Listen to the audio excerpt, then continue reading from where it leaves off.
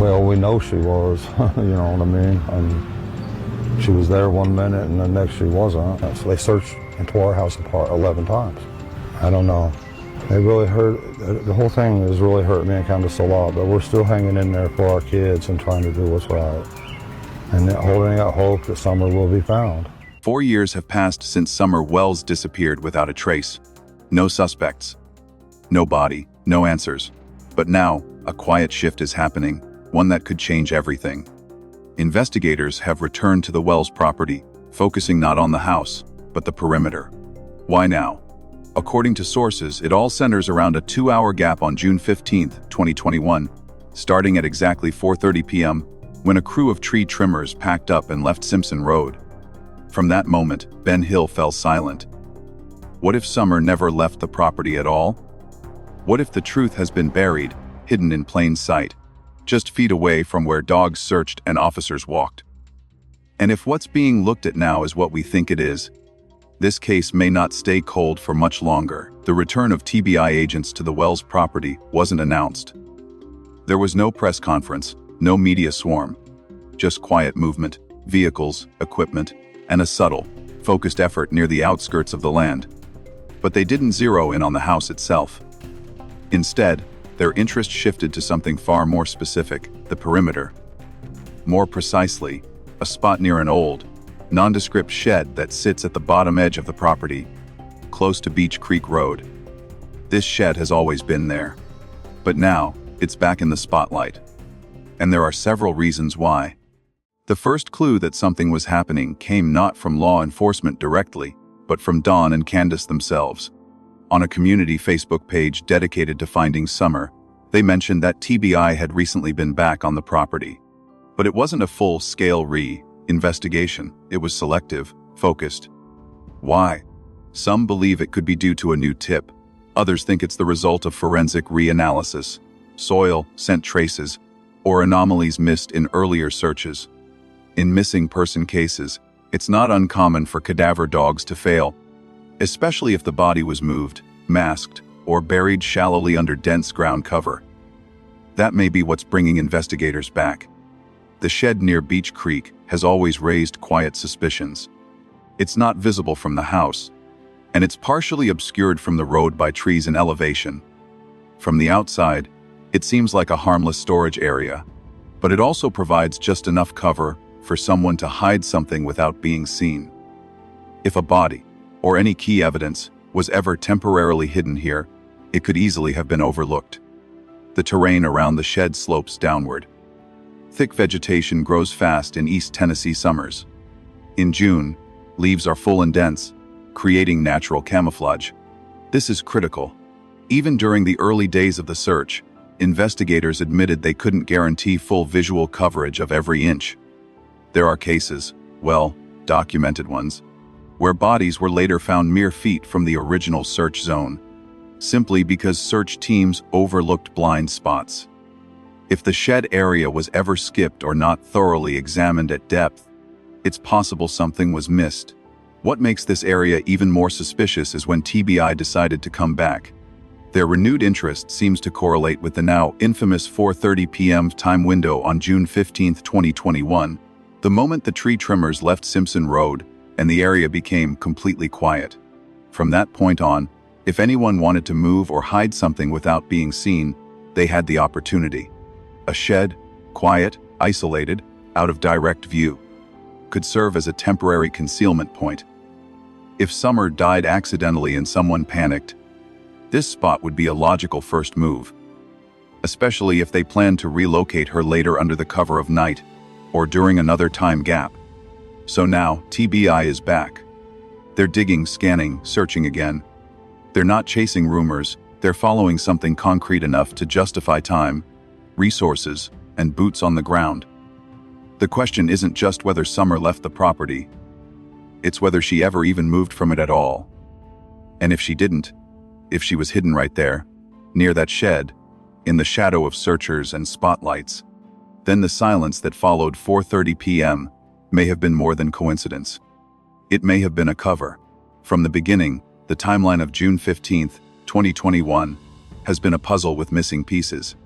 Most of the known movements, Neighbors working in their yards, YouTubers driving through to film, even random deliveries or local traffic, tapered off by late afternoon. The only consistent presence that day, aside from the Wells family, was a crew of tree trimmers working on Simpson Road, not far from the Wells property. Their shift ended at 4:30 p.m. sharp. They packed up their equipment, returned to their trucks, and drove off. And with that, Ben Hill went silent. In a rural place like this, silence isn't unusual. But on this day, the quiet that fell over the area wasn't just natural, it was significant. For 2 hours, from 4:30 to around 6:30 p.m., there were no workers, no visitors, no known witnesses moving through the roads near the property. That gap in activity matters more than most realize, because shortly after 6:30 p.m., Candus Bly, Summer's mother, made the 911 call that would launch one of the most frustrating and inconclusive missing person investigations in recent history. What happened during those 2 hours has never been fully explained. Candus has offered conflicting timelines, mentioning everything from gardening to watching YouTube videos to helping her mother. Don Wells, Summer's father, wasn't home at the time, but his phone records and statements have also raised more questions than answers. In multiple interviews, Don has shifted the narrative about when he arrived, when he learned Summer was missing, and what he did in those first moments. But what neither of them have addressed directly is this: they were likely the only people who knew exactly when the area became truly empty. This is crucial. If someone wanted to dispose of a body, or hide evidence, in a way that reduced the chance of being seen, the departure of the tree trimmers was the green light. The Wells would have known the crew's schedule. They could hear the trucks. They may have seen them leave. At that point, with the property quiet, the roads empty, and no eyes on the perimeter, there was an opportunity. This too, our window isn't speculation. It's built on verifiable facts. The tree trimming company, according to local sources, follows a consistent routine. Workers are usually finished by 4:30 and gone by 5 p.m. They don't linger. That day was no exception. Their exit created what's known in investigative terms as a low-risk gap, a time when visibility, accountability, and potential witness exposure drops dramatically. If someone acted during this window, their chances of being seen or interrupted were drastically reduced. And yet, until recently, this time frame wasn't heavily emphasized in the public narrative. Early on, attention focused on what happened before Summer went missing. Who was at the house? What was Summer doing?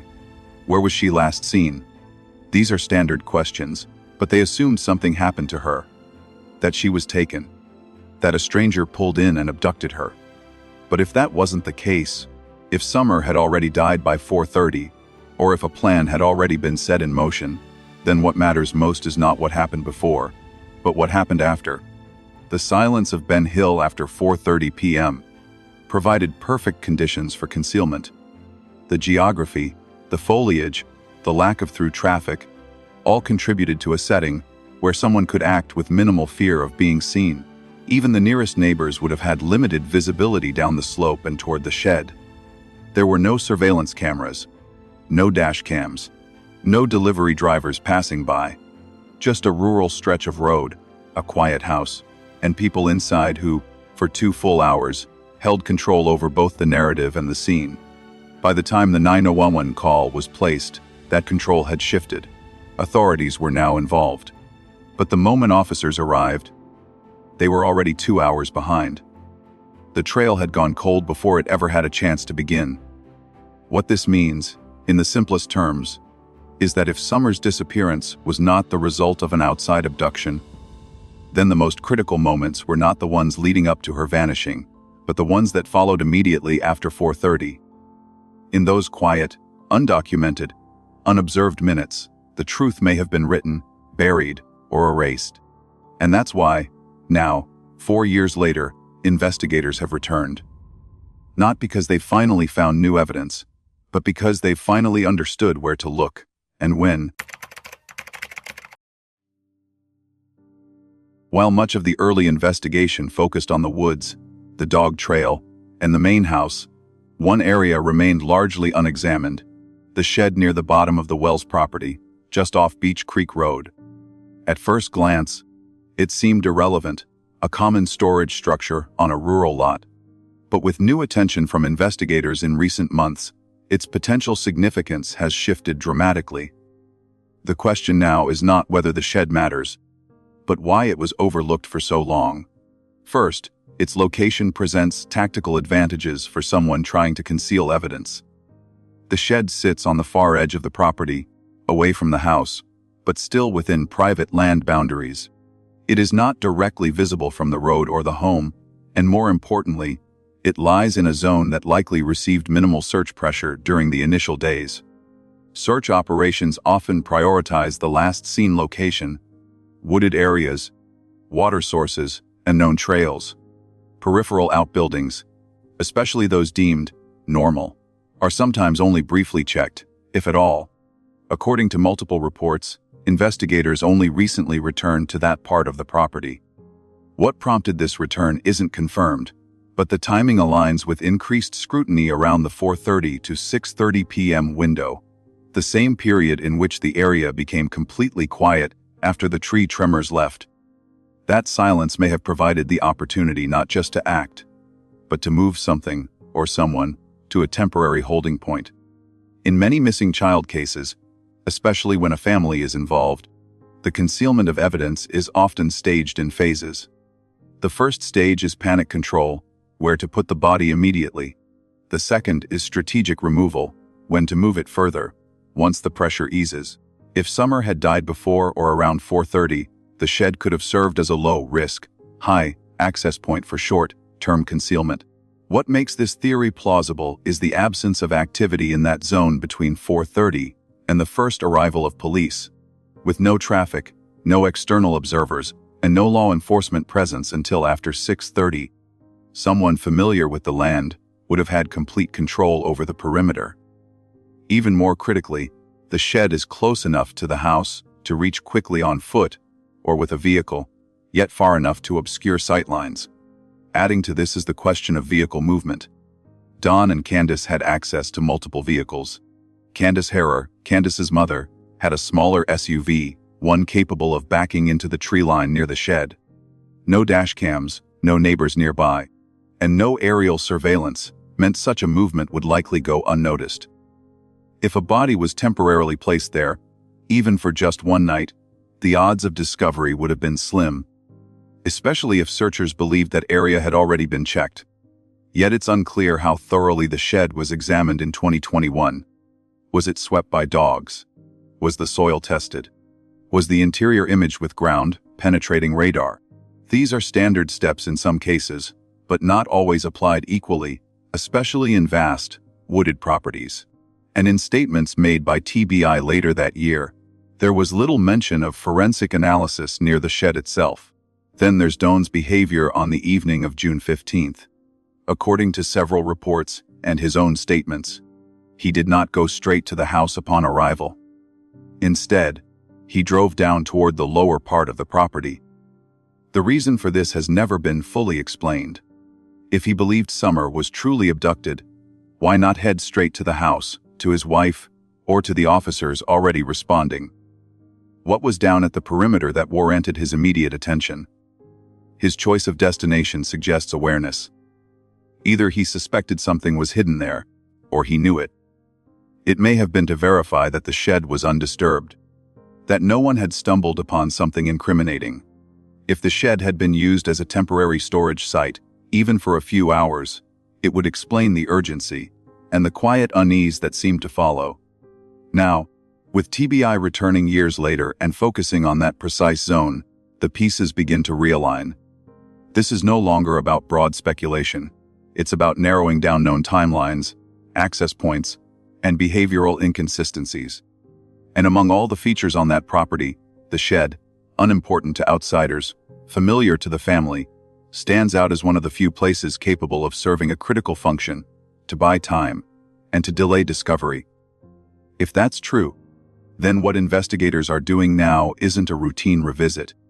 It's a correction, a long overdue shift in focus to a structure that, all along, may have held more answers than anyone was willing to admit.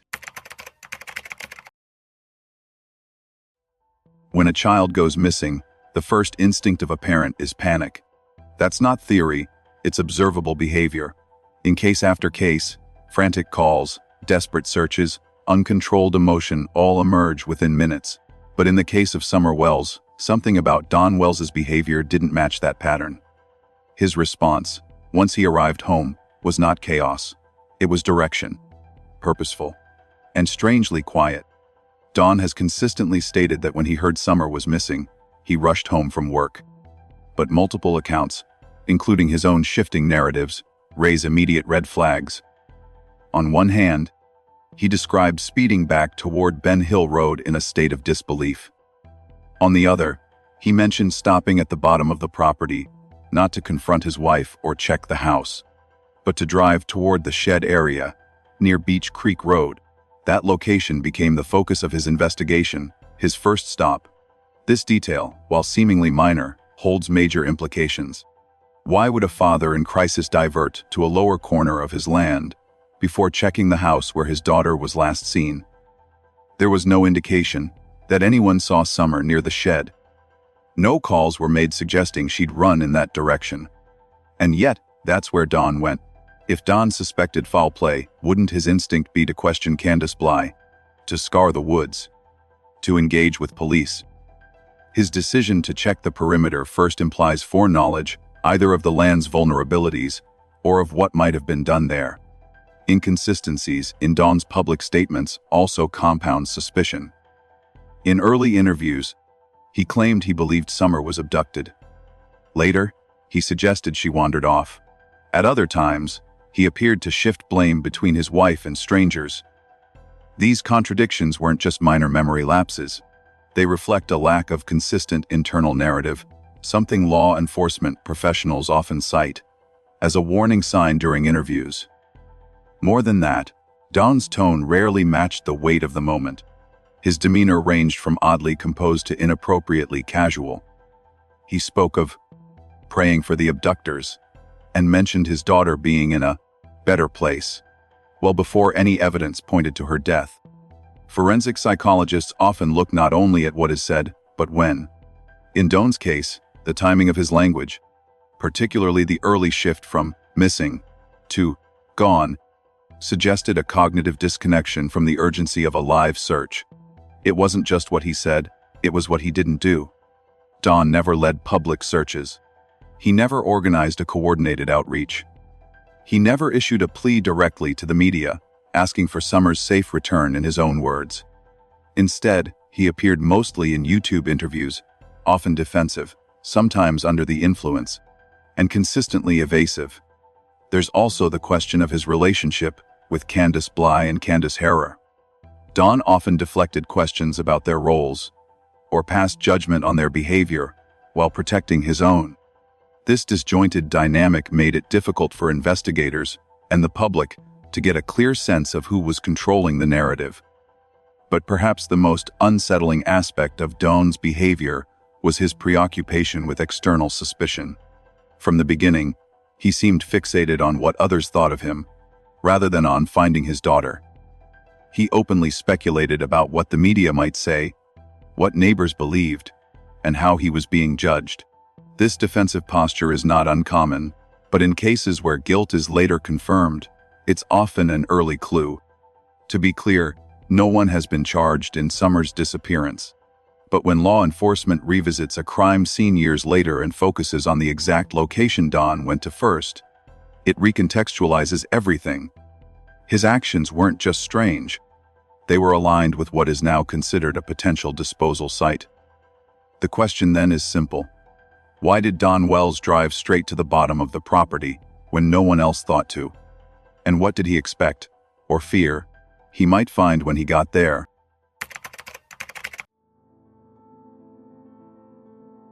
In any missing child investigation involving two caregivers, investigators ask an essential question early on: are these people telling the same story because it's true, or because it was rehearsed?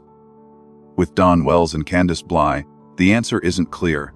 Their accounts of June 15th diverge in tone, detail, and emotional content, but oddly, never in a way that threatens each other directly. Instead, What we see is a subtle choreography, carefully constructed gaps, selective memory, and a noticeable absence of mutual scrutiny. If they are lying, they're not doing it recklessly. They're doing it apart, but in alignment. Candus rarely appears in public. She's given only a handful of interviews since her daughter vanished, and most of them were brief, guarded, or cut short. She often claims confusion about times, avoids direct eye contact, and shows little outward emotion. While trauma can affect people differently, what stands out isn't just her silence, it's how little Dawn ever challenges it. One might expect a desperate father to pressure his partner for clarity, or at least express frustration over inconsistent accounts. But Dawn never does. Instead, he takes center stage, often dominating the narrative in interviews and YouTube calls. Yet even in his frequent appearances, Dawn avoids speaking for Candus. He rarely clarifies her role, never questions her recollection, and never admits to asking her hard questions in private. This absence of curiosity, public or personal, is deeply unusual. Then there's the matter of separation. At times, the two appear entirely disconnected. Dawn has stated that he sleeps at home, while Candus stays elsewhere. He mentioned relationship stress, struggles with substance use and trust issues. Yet in interviews, when the topic of Summer arises, they suddenly move back into sync, blaming outsiders, suggesting abduction, and dismissing any theory that points inward. This strategic alignment, especially in light of personal dysfunction, is noteworthy. Couples in crisis often turn on each other when pressure mounts, but Dawn and Candus haven't. Their fractures are personal, but their story is united. And then there's what's missing. They've never made a joint plea for the public's help. No video shows them side by side, looking into the camera, begging for their daughter's return. No press conference. No coordinated appeal. Instead, the image of a broken, frantic family was replaced by a fragmented silence. When asked why, Dawn once said Candus doesn't like the media. But in cases like this, reluctance rarely stops grieving parents, unless there's a reason to avoid the spotlight. From a behavioral analysis perspective, these choices raise flags. Not because they confirm guilt, but because they indicate controlled exposure. Each person avoids saying too much. Each person avoids accusing the other. Each person lets time pass without demanding clarity from their partner. That level of passivity is not normal in the wake of a true mystery. Consider also the way they respond to external scrutiny. Online speculation has accused them both of negligence, dishonesty, and worse. Yet neither Dawn nor Candus has pursued legal action against accusers. They haven't demanded corrections, public retractions, or police protection from slander. Their reaction has not been to fight back, but to outwait the storm. That kind of response suggests one of two things: complete resignation or calculated patience.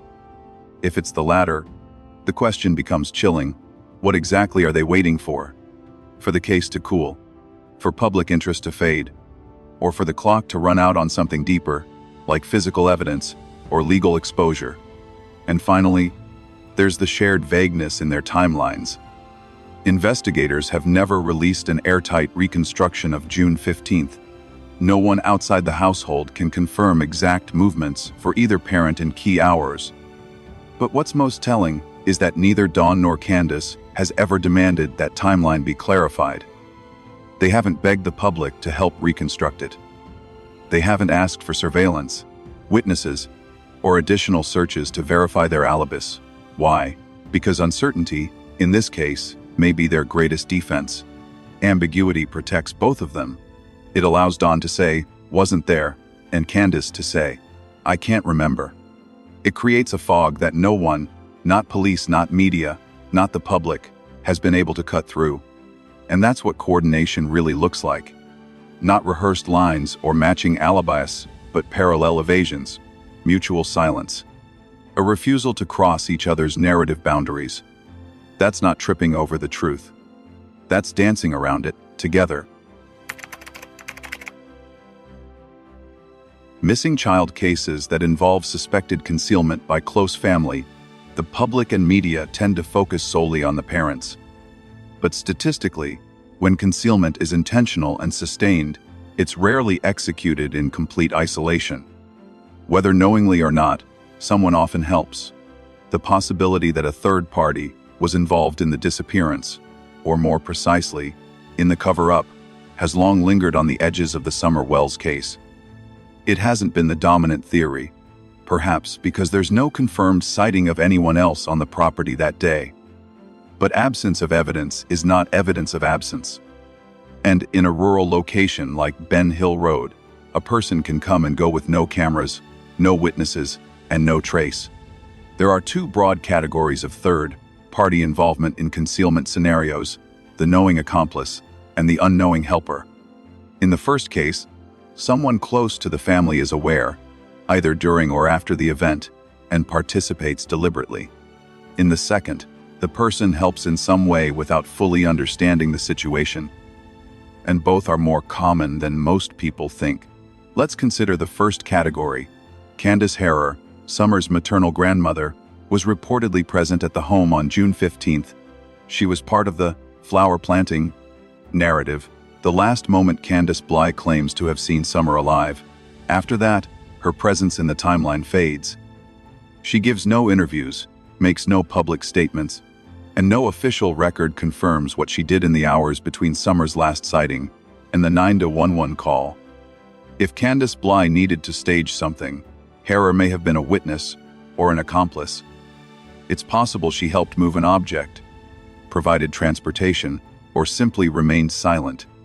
But there's a second possibility, more insidious, that someone outside the family was contacted for help. In Don's early interviews, he occasionally alluded to people around here and vague references to bad influences. The area around the Wells home has long been known for illegal activity, and both Don and Candace have criminal histories. It's not difficult to imagine a scenario in which one or both of them reached out to someone they trusted, not because that person was a criminal mastermind, but because they had a vehicle, a quiet place, or no reason to ask questions. Imagine this: Summer dies in an accident, or perhaps something worse. Panic sets in. Candace doesn't call 911. Instead, she calls someone, a cousin, a friend, an old contact. "I need help. I can't explain now."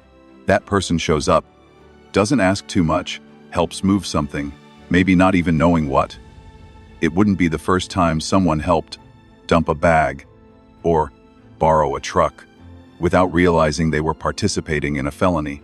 If the person knew more or realized it later, they might still remain silent, out of fear, out of guilt, or out of loyalty. In rural communities, secrets are often protected not by conspiracies, but by silence. And then there's the matter of transportation. At the time Summer went missing, the Wells family had multiple vehicles on the property. One belonged to Candace Harrer. It was a small SUV, capable of navigating off-road terrain, with tinted windows and rear storage. Investigators have never disclosed whether this vehicle was searched thoroughly, or whether any scent tracking was done in or around it. More curiously, no timeline has been released showing who had access to the vehicle between 4:30 and 6:30 p.m. Was it parked where neighbors could see it? Was it gone and then returned?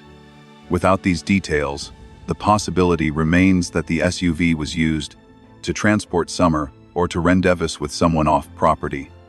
Consider another pattern seen in past cases, the handoff scenario. A parent makes contact with someone trusted, maybe even a relative, and passes off the child, alive or dead. That person is told a partial story: "I can't have CPS take her," or "She's better off away from here." The helper, not realizing the legal implications, drives off. Later, they're too deep to back out. Or the child is found dead, and the accomplice becomes part of a cover-up. There's no direct evidence this happened in the Wells case, but the circumstances allow for it. No security footage captured the roads that day. No reliable sightings were made of Summer outside the home. No known traffic was reported leaving Ben Hill Road at the time. In such a blind spot, a handoff is not only possible, it would be difficult to disprove. Moreover, both Don and Candace have shown a pattern of deflecting when asked if anyone else was present that day. They always say, "Justice," or refer vaguely to the kids or grandma. But when asked whether anyone else stopped by, someone to pick something up, borrow something, or visit for a minute, they dodge. That evasion may be telling. If a third party was involved, even unknowingly, it would explain many of the case's lingering questions. Why has no physical evidence of Summer ever been found? Why was no clear timeline ever provided for vehicle movements? Why has no one from the extended family spoken publicly on record? It would also explain the heavy secrecy that still surrounds the case. Not just silence, but structured silence. A house divided, but never fully broken. A story fractured, but always returning to the same bottom line. We don't know. We were here. She just vanished. But people don't just vanish. Not without action. Not without someone knowing. And in this case, if someone else does know something, whether they helped move a box, gave someone a ride, or agreed to hold a secret, they may believe they've gotten away with it. They haven't. Because the longer this case stays unsolved, the closer it comes to a tipping point where fear breaks, silence fractures, and the person who helped, no matter how small their role, becomes the person who talks. When a child disappears, the question everyone asks is, why didn't they call for help sooner? In the case of Summer Wells, the call came around 6:30 p.m., but by then, at least 2 critical hours had passed, and what happened during that time has been the source of intense speculation. But there's another question, more unsettling, that deserves equal attention. What if they considered calling for help and chose not to? If so, why? To understand that, we need to examine the psychological and social context inside the Wells household in the weeks leading up to June 15, 2021. And one name comes up repeatedly: CPS, Child Protective Services. The Wells family was under investigation by CPS at the time Summer went missing. While the details of the case remain sealed, multiple credible sources have confirmed that the home was being monitored and that there were active concerns about the welfare of the children. This alone changes the stakes.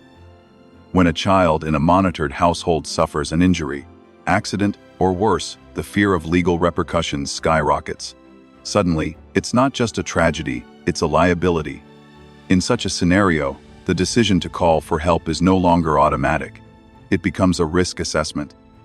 Candus and Dawn may have weighed the consequences, not just of Summer being gone, but of what it would mean to have authorities inside the house, questioning the other children, examining their living conditions, blood test, interviewing witnesses. Even if Summer had died in a tragic accident, falling, drowning, choking, the fear of being blamed, arrested, or having all the children taken may have overridden the instinct to reach out. This is not uncommon. In cases where CPS is already involved, families often feel cornered. They fear not only the law but the stigma, the headlines, the judgment. And when fear collides with grief and panic, desperation takes the wheel. That leads to the second psychological layer, panic reaction. Let's say, for argument's sake, something happened to Summer that was not premeditated: a fall, an injury, even a heat stroke. The adults responsible realize too late that she's no longer breathing. In that instant, the mind short-circuits, logic dissolves. The brain stops thinking in long-term outcomes and starts scrambling for short-term survival. What will happen if I call 911 about the mess in the house? Will I lose the rest of my kids? This moment, the split-second decision not to call for help, is where many cover-ups begin. And once that decision is made, everything that follows becomes about managing the fallout. Where to hide her, what to say, how to act. The longer they wait, the harder it becomes to reverse. The window for a believable accident closes. The lies stack. And at that point, they are no longer trying to fix the situation, they're trying to outrun it. Psychologists refer to this as a defensive survival strategy, a mental state in which the threat of consequences overrides moral clarity. People caught in this mode don't always behave like villains. They behave like animals in a trap. And once the first deception is in motion, the rest becomes a chain reaction. But panic alone doesn't explain everything, because if it were just fear, it might have cracked over time. Someone might have confessed. The story might have shifted. What's more likely is that once the panic faded, it was replaced by rationalization, a psychological mechanism that justifies continued deception. This is where another common defense comes into play, reframing the narrative. If someone in the family realized Summer had died and feared the consequences, it would be easier to tell themselves, "She's gone. We can't fix that. But maybe we can fix what happens next." That's where the abduction theory becomes more than a distraction, it becomes a shield. If no one saw her leave, if there's no sign of a struggle, if there's no body, then maybe, just maybe, they can convince people she was taken. This approach isn't just about fooling the police, it's about fooling themselves too. By embracing this idea, they don't have to confront the deeper guilt. They can stay in survival mode, justify the lie, and lean into the victim role. Even when the evidence doesn't support an abduction, repeating the idea over and over becomes its own kind of comfort. This mental process is called denial by substitution, replacing the unacceptable truth with a more emotionally manageable falsehood. It's common in trauma-related cases, especially those involving death by negligence. It allows individuals to live with themselves, not because they're evil, but because they've created a new version of events they can tolerate. But for that to work, everyone involved must agree to uphold the lie. And that brings us to the final layer of this psychological puzzle, the silent pact.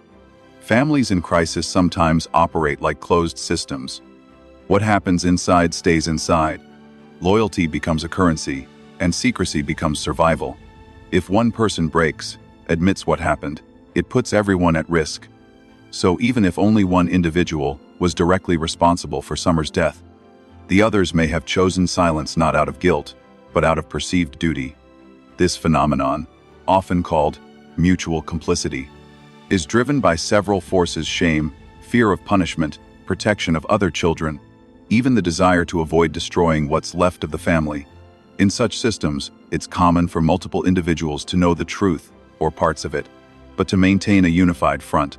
No accusations, no contradictions, just silence, distance, and time. Candace Harer's silence may be part of this system. Dawn and Candace Bly's refusal to answer certain questions, their avoidance of media, their unwillingness to clarify timelines, all of it fits the psychological profile of a family that has chosen secrecy as its strategy. To the outside world, that silence looks guilty. Inside, it may feel like protection. But what starts as loyalty eventually corrodes into pressure. The longer the lie continues, the more brittle it becomes. And over time, one person breaks. It happens in nearly every major case involving concealed child deaths. Someone reaches a threshold of guilt, of fear, of exhaustion, and tells the truth. And when that moment comes, what mattered most will no longer be the lie they told the world. It'll be why they told it to themselves. After Summer Wells disappeared, what many noticed wasn't just the lack of evidence or a suspect, it was the overwhelming absence of urgency from her parents.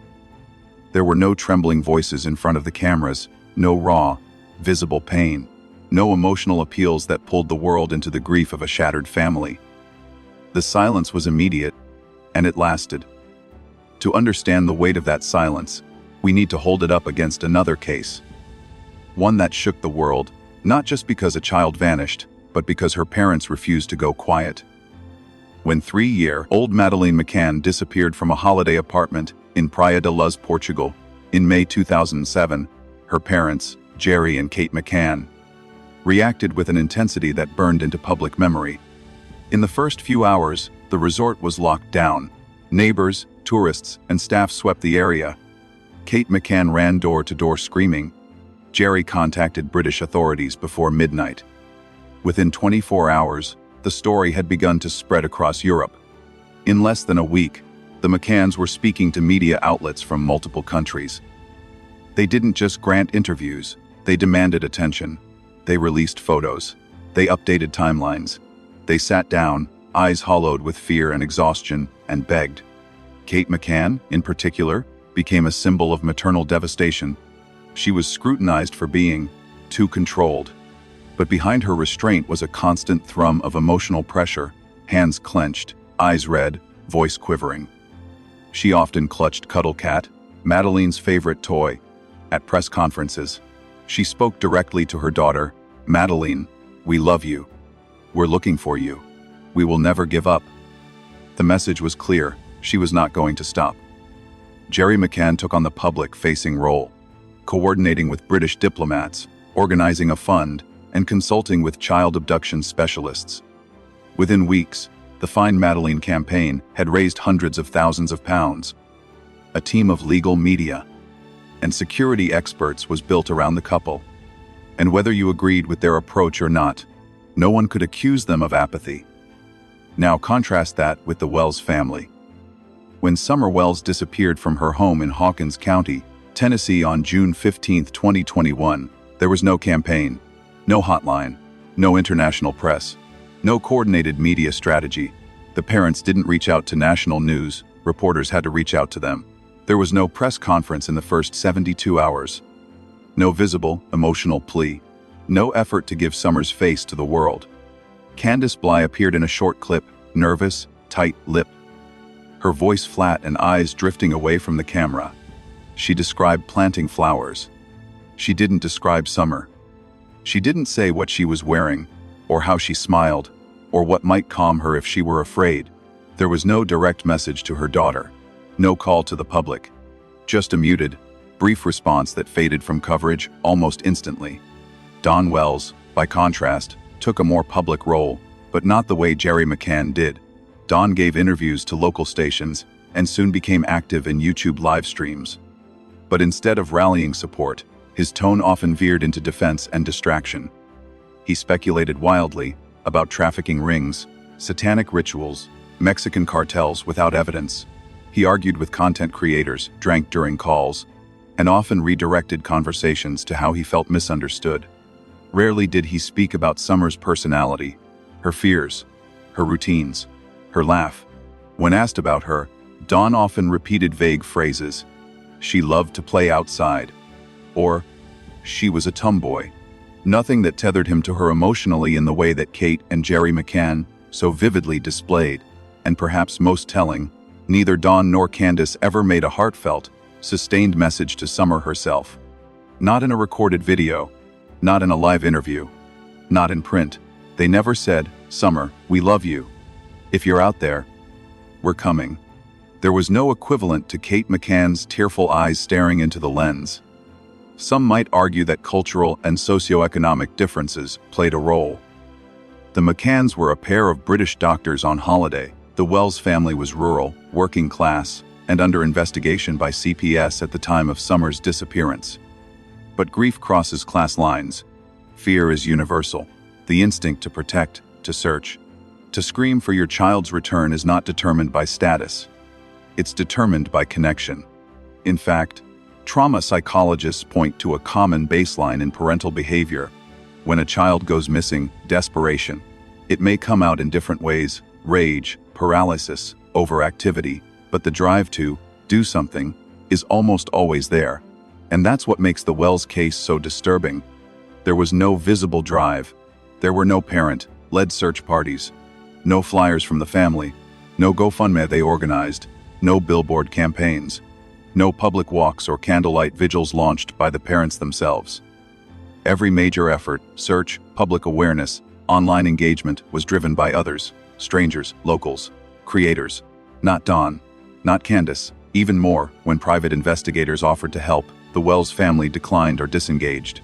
No firm statements, no follow-up, no sign that they wanted external eyes on their property, their past, or their story. And that leads to a deeper question. Was this silence emotional or strategic? In some criminal cases, the absence of grief doesn't signal a lack of feeling. It signals foreknowledge. If someone already knows their child is dead and knows they had a role, the displays of grief must be manufactured, not automatic. That's why, in some of the most troubling cases, silence is not shock. It's insulation, a way to protect a lie. Compare that to Kate McCann, who, despite later becoming a suspect in Portuguese media, never stopped expressing love, anguish, and belief. Whether you think she was right or wrong in her approach, the emotional thread never broke. With the Wells family, that thread was never visible to begin with. And that is the most heartbreaking difference. Not the circumstances, not the press coverage, but the absence of a very human cry, "Please bring my child home." For all the resources, manpower, and hours poured into the Summer Wells investigation, one question continues to linger in the minds of those following the case closely. What if they were searching in the wrong place, or at the wrong time? From the outside, the law enforcement response seemed swift and substantial. Within 24 hours, hundreds of search and rescue personnel were on the ground. Helicopters, dogs, drones, and infrared equipment were deployed. The woods around Ben Hill Road were combed repeatedly. And yet, 4 years later, no trace of Summer Wells has been found. No clothing, no DNA, no sign of struggle. To understand how that could happen, we need to examine 3 major blind spots in the early investigation, factors that may have allowed vital evidence to be missed or lost forever. The first major factor is environmental, and it matters more than most people realize. Summer disappeared on June 15th, right in the thick of an East Tennessee summer. Anyone who's lived in Appalachia knows that by mid-June, the forest is at its fullest. Trees are thick with leaves, underbrush is dense, and visibility drops to almost zero in some spots just a few feet off a trail. Heat and humidity only make things worse for searchers and dogs alike. Many assume that cadaver dogs are nearly infallible. They're not. While they are highly trained and incredibly useful, their effectiveness depends on many variables, including wind, temperature, terrain, and scent age. In hot, humid conditions with stagnant air, odor molecules don't move the way handlers expect. Dogs can easily miss a body hidden, even a few meters away, if the scent isn't drifting correctly. There are documented cases where cadaver dogs passed within feet of a concealed body multiple times and missed it entirely. In Florida, in the case of missing woman Kathleen Moore, her remains were later discovered just 50 feet from a path that had been searched by dogs for 2 days. Similar failures have occurred in dense brush, behind sheds, under crawl spaces, places where scent gets trapped, blocked, or pushed upward instead of outward. Now apply that to the Wells property. The terrain behind their house slopes, with thick foliage and limited line of sight. There are structures, trailers, a shed, old vehicles. There are areas where you could conceal something under a tarp, behind a wall, or under a shallow layer of brush. Even a child's body, if positioned in the right spot, could be missed in early searches, especially if searchers assumed the dogs would pick up the trail. It's also worth noting that the area was never cleared in a grid-style forensic excavation. This wasn't a crime scene. It was treated as a missing person case. So no trees were removed, no heavy machinery used to turn over soil, no vegetation cut back unless it was part of a line of sight search path, which means if Summer was ever on that property, temporarily or otherwise, it's entirely possible no one ever saw her. In the early hours of the investigation, law enforcement understandably focused on the house and its immediate surroundings.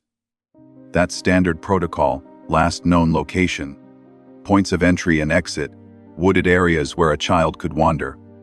But that initial focus may have overlooked a key tactical zone, the perimeter, especially the old shed near Beach Creek Road. The shed wasn't on most people's radar at first. It was just there, a small, seemingly irrelevant structure on the edge of the property. But years later, when TBI returned to the Wells property to re-examine certain areas, they weren't looking at the woods or the house. They were back at the perimeter. That suggests 2 things. First, they suspect something may have been missed. And second, they now believe Summer might never have left the property at all. Why the shed matters is simple. It's out of view from both the road and the house. It's easily accessible on foot, but hidden by slope and vegetation. If someone wanted to conceal something there temporarily, say, during the 2-hour window between 4:30 and 6:30 p.m., it would have been one of the safest spots to do it. And yet, the shed doesn't appear in any early official statements as a focus of the search. No ground penetrating radar. No soil testing. No confirmation that it was cleared by cadaver dogs. It's possible it was looked at and just not reported. But the renewed interest years later suggests it wasn't. Don Wells, upon arriving home, didn't go straight to the house. He reportedly drove down to the lower part of the property, close to that very shed. That move, seemingly insignificant at the time, takes on a different meaning when placed next to law enforcement's delayed attention to that area. If the shed was used in any way, as a hiding place, a temporary staging point, or even just a blind spot, it may have been the single most important location that wasn't fully examined. One of the most overlooked possibilities in this case is what may have happened after the 911 call was placed. According to dispatch logs, the emergency call came in around 6:30 p.m. Police and rescue teams responded quickly, but even under the best conditions, there's always a delay between call and arrival. In those minutes, the Wells family was alone on the property. No body cams, no witnesses, no surveillance. If something had already happened to Summer before the call, and there are reasons to believe that may be the case, then those minutes may have been used to remove, relocate, or stage something. This isn't conspiracy, it's common sense. In multiple historical cases where children died in the care of their guardians, the call to emergency services only came after the evidence was moved or altered. Bodies were wrapped, stashed in vehicles, handed off to others, or buried quickly. Cleaning supplies were used, items burned, stories rehearsed, and crucially, police were summoned after those steps were completed. In the case of Summer Wells, we have no detailed accounting of what was done on the property between 6 and 6:30 p.m. We don't know who went where. We don't know which vehicle moved. We don't know who was inside or outside the house. And more importantly, we have no confirmation that the home itself was locked down as a crime scene immediately. That's not a criticism of law enforcement, it's a reality of missing persons protocol. Unless there's visible evidence of a crime, the priority is finding the child, not preserving the scene. But that protocol may have created a devastating opening. If Summer was removed from the property during or shortly after that call, then any signs of foul play, blood, fibers, DNA, could have gone with her. If the house was tidied, scrubbed, or altered in even minor ways, we may never know what truly happened there. And if police focused primarily on looking outside the home, and not inside or beneath it, then a crucial phase of this case was shaped not by what they found, but by what they never had the chance to see. So when we take a step back and look at the whole picture, this case isn't really about what happened in one moment, but about how everything lines up. The timing tells us something important. There was a specific window, between 4:30 and 6:30 p.m., when Summer could have vanished without any outside witnesses. That's the 2-hour silence, right after the tree trimmers left and before the 911 call was made. Then you've got the terrain, thick woods, deep summer foliage, steep slopes, and a shed on the edge of the property barely visible from the main house. Places where scent dogs could miss something. Places that weren't fully cleared. The behavior speaks just as loudly. Parents who didn't lead the search, who didn't speak like people in shock, who didn't act like people on fire to find their child. And under all that, the psychology. A family under CPS scrutiny, with a real motive to avoid attention. If there was an accident, if something tragic happened, there's a reason to delay, to hide, to pretend. Not because they're evil, but because people panic, especially when the system's already watching. So when you connect these 4 pillars, time, terrain, behavior, psychology, it builds a case.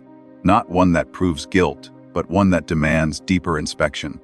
Because if Summer died on that property, and it was covered up in those 2 silent hours, then every search and every theory built on the idea of an outside abduction falls apart. And if we don't ask harder questions, we might miss the only path that leads to truth. And that's why this theory, that Summer never left the property, has to be looked at seriously. Because everything else has failed. The abduction narrative has led nowhere. No suspect, No trail, no clue. 4 years of silence, of cold tips and false hope. And now, finally, law enforcement is circling back to the edge of the property, to the very spots we're talking about. That's not coincidence. That's quiet confirmation that maybe the original theory missed something. And if we, as the public, keep ignoring the details because they feel too dark, too uncomfortable, or too close to home, we become part of the silence. This isn't about blame. It's about facing the possibility that the simplest answer, an accident covered by fear, is the one that fits the facts best. And if that's true, then the truth has been buried not miles away, but just beyond the trees, in a place everyone assumed had already been checked. So now, here are the real questions, ones that law enforcement, and maybe even the public, still need answered. Was the shed ever forensically cleared? Not just walked through, but tested? Did anyone collect soil samples, check for disturbed ground, use radar to look below the surface? Was the SUV belonging to Candus ever fully searched? Interior, trunk, undercarriage, and when? Who had access to that vehicle between 4:30 and 6:30? Who was exactly where in those critical 2 hours? Inside the house. On the back side of the property. What was Don Wells doing the moment he got home? And why did he go downhill first? Why hasn't the family ever made a public, emotional plea for their daughter's return? Not a prepared statement, but a raw cry, the kind that shakes people awake. And the final question, why, after 4 years, does it still feel like the people who should care the most aren't acting like they do? Which brings us to this: if you're part of the public, and you've followed this case quietly from the sidelines, now is the time to speak. Maybe you heard something, a neighbor, a conversation, a strange request. Maybe someone told you something after a few drinks that didn't feel right. Maybe you saw something you didn't understand at the time, a car, a movement, a reaction. Don't wait for someone else to come forward. You might be the last missing piece. You don't have to go public. You don't have to post your name. You can call in a tip anonymously. You can send a letter. You can do it your way. But you can still do it. Because Summer matters. Her name is still spoken. Her photo is still out there. Her story hasn't ended. It's just waiting for someone brave enough to tell the part that no one else has. And even if you don't know anything, you still matter in this fight. Share her face. Keep asking the hard questions. Don't let silence become the last word in her story. Because silence is powerful, but truth is louder when enough of us choose to speak. What this case shows us, more than anything, is that when a child disappears, time is both our friend and our enemy. The longer it goes, the harder it gets. But also, sometimes it's time that finally loosens a tongue, changes a heart, or cracks a lie. Don't give up. Keep the light on. Keep believing that even in the dark, the truth wants to be found. But even after all this, after years of dead ends and disappearing interest, the one question that still hangs in the air is this: can this case ever truly be closed? Not in paperwork, not in press statements, but in truth. And right now, the answer is no. Because justice isn't about silence or moving on. Justice is about answers. About giving a name and a meaning to what happened. Until there's clarity. Until someone explains what happened in that 2-hour window. Until someone says where she went or why no one screamed when she was gone. Then this case isn't over. It's paused. There may be no trial, no confession, no breaking news headline. But that doesn't mean we stop. Because sometimes, closure doesn't come from courtrooms. It comes from truth being known. Even if it's whispered, not shouted. And as long as questions remain, we have to keep asking. As long as no one has told the full story, we have to keep looking. Because Summer deserves a conclusion, not a cold case file.